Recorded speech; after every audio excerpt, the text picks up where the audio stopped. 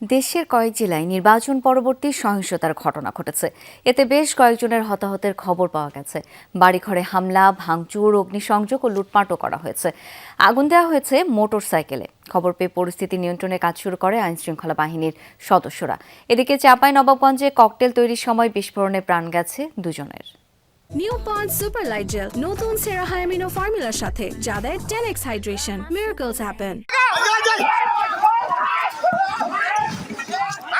একের পর এক ছোড়া হচ্ছে ইট পাটকেল। নাটোরের বড়াই গ্রামে দেশীয় অস্ত্র হাতে এভাবেই চলে দুপক্ষের সংঘাত। এর মধ্যে কয়েক রাউন্ড গুলিবর্ষণের ঘটনায় এলাকার শান্ত পরিবেশ পাল্টে যায় আতঙ্কে। স্থানীয়রা জানায়, শুক্রবার বিকেলে ধানাইদহ বাজারে ভোট দেওয়াকে কেন্দ্র করে জামাত বিএনপি সমর্থকদের মধ্যে কথা কাটাকাটি হয়। এক পর্যায়ে জামাত কর্মী সাব্বিরকে মারধর করে তারা। এর জেরে আজ সকালে বিএনপি নেতা আসাফ সরকারকে মারধর করে জামাত কর্মীরা। এরপরই তুমুল সংঘর্ষে জড়ায় দুপক্ষ। ভাঙচুর করা হয় বেশ কয়েকটি বাড়িঘর, আহত হয় 6 জন। আমার আব্বুরা যে ওখানে গিয়েছে, অমনি ওরা ওখানে ক্ষিপ্ত যে আমার আব্বুরা নাকি ওদের মারছে, কিন্তু আমার আব্বুরা মারে নাই ওদের, এটা ওদের ধারণা। এই ধারণা নিয়ে এসে ওরা আমাদের আব্বু, আমার চাচা এবং আমার বড় আব্বুর এই 3 বাড়ি ভাঙচুর করেছে। ওখান থেকে গাড়ি পাঠালো যে এসো আমরা বসে মীমাংসা করব। রাস্তায় ওরা এদিকে অস্ত্র শস্ত্র নিয়ে রেডি হয়েছিল। এটা আসলে মানে ষড়যন্ত্র আর কি। খবর পেয়ে আনসার, পুলিশ, বিজিবি ও সেনাবাহিনী সদস্যরা পরিস্থিতি নিয়ন্ত্রণে নেয়। আহতদের পাঠানো হয় হাসপাতালে। আটক করা হয় 4 জনকে।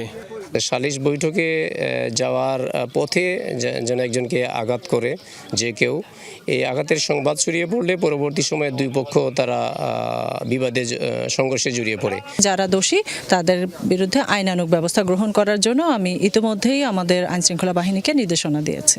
এছাড়া নাটোরের সিংড়ায় ধানের শীষ প্রতীকে ভোট দেওয়াকে কেন্দ্র করে নারীসহ 10 জনকে পিটিয়ে আহত করার অভিযোগ উঠেছে স্বতন্ত্র প্রার্থীর সমর্থকদের বিরুদ্ধে।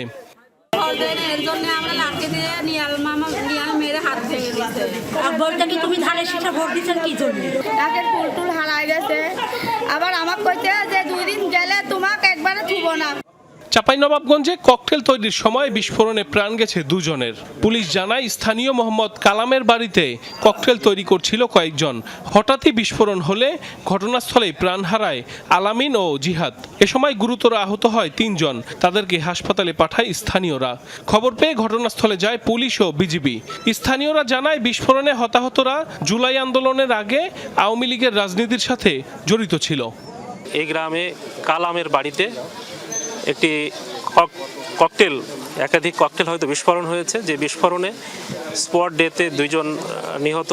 খবর পাওয়ার পরপরই পুলিশ আসছে। মূলত ফার্স্ট রেসপন্ডার হিসেবে বিজিবি এসেছিল, পুলিশ এসছে এবং আমাদের বম টিম আসতেছে, বম ডিসপোজাল টিম আসতেছে। বাজার দখলের লড়াইয়ের উত্তেজনা ছড়ালো ফরিদপুরে। ময়েনদিয়া বাজারের আধিপত্য বিস্তার নিয়ে বোয়ালমারী উপজেলার পরমেশ্বরদী ইউপি চেয়ারম্যান মান্নান মাতুব্বরের সাথে তুমুল সংঘর্ষ হয় সালথা উপজেলার খারদিয়া গ্রামের টুলু মিয়া, জিহাদ মিয়ার সমর্থকদের। 2টি বাড়িতে অগ্নিসংযোগ এবং 12টি বাড়িঘরে হামলা, ভাঙচুর ও লুটপাটও করা হয়। আহত 20 জনকে ভর্তি করা হয় স্থানীয় হাসপাতালে। দুই পক্ষের আধিপত্যকে কেন্দ্র করে সংঘর্ষের সূত্রপাত ঘটে। প্রথমে ছোট আকারে ছিল, পরবর্তীতে এটা কিছুটা বড় হয়। এরপরেই খবর পাওয়ার সাথে সাথে পুলিশ, সেনাবাহিনী সহ আমরা এসে মোটামুটি পরিস্থিতি নিয়ন্ত্রণে এনেছি। এছাড়া মাদারীপুরে পূর্বশত্রুতার জেরে দুপক্ষের সংঘর্ষে শতাধিক ককটেল বিস্ফোরণের ঘটনা ঘটেছে। পুলিশ জানায়, শুক্রবার সন্ধ্যায় উপজেলার চর কুকরাইলে আক্তার পক্ষের খালেক ব্যাপারীর ছেলে রানার ওপর হামলা করে হাসান মুন্সি পক্ষের কয়েকজন। এতে রানার ডান হাত ভেঙে যায়। সেই জেরে দেশীয় অস্ত্র নিয়ে সংঘর্ষে লিপ্ত হয় উভয় পক্ষের লোকজন। পরে টর্চ লাইট জ্বালিয়ে 2 ঘণ্টা ব্যাপী চলে সংঘর্ষ। খবর পেয়ে ঘটনাস্থলে পৌঁছে পরিস্থিতি নিয়ন্ত্রণে নেয় যৌথ বাহিনী। এছাড়া পিরোজপুরের মঠবাড়িয়ায় দুর্বৃত্তদের দিয়ে আগুনে রুহুল আমিন নামে এক ব্যক্তির বসতঘর ও কৃষি যন্ত্রপাতি পুড়ে ছাই হয়ে গেছে। ভুক্তভোগীর দাবি, অগ্নিকাণ্ডে প্রায় 2 লাখ টাকার ক্ষতি হয়েছে তার।